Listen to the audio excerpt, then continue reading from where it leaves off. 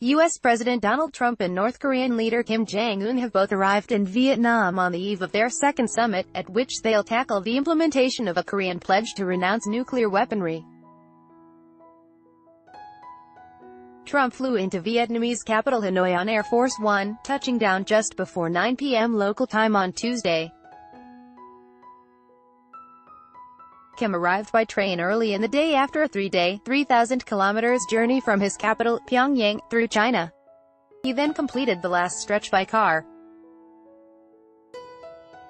The two leaders, who seemed to strike up a friendly relationship at their first summit in Singapore last June, will meet for a brief one-on-one conversation on Wednesday evening, followed by a dinner at the Metropole Hotel, where they'll be accompanied by two guests and interpreters. They will then meet again on Thursday. Their talks come 8 months after the historic summit in Singapore, the first between a sitting U.S. president and a North Korean leader.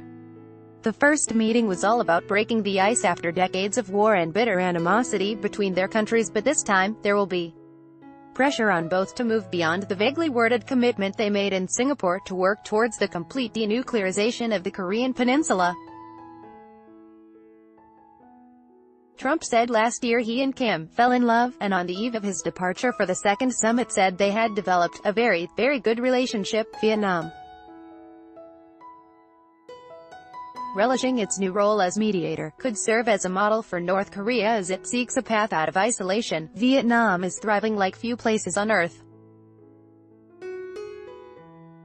North Korea would be the same, and very quickly, if it would denuclearize, Trump said on Twitter. The potential is awesome, a great opportunity, like almost none other in history, for my friend Kim Jong-un.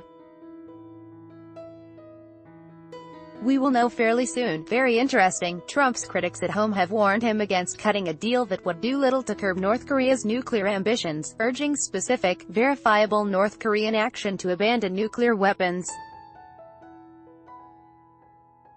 Any deal will face scrutiny from American lawmakers and others skeptical that North Korea is really willing to give up the cherished weapons it has long seen as a national security guarantee and bulwark against U.S. aggression.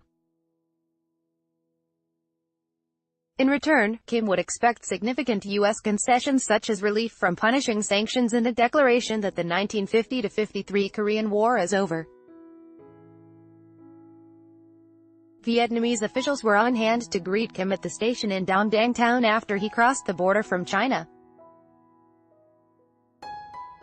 He got a red carpet welcome with honor guard, military band, and fluttering North Korean and Vietnamese flags.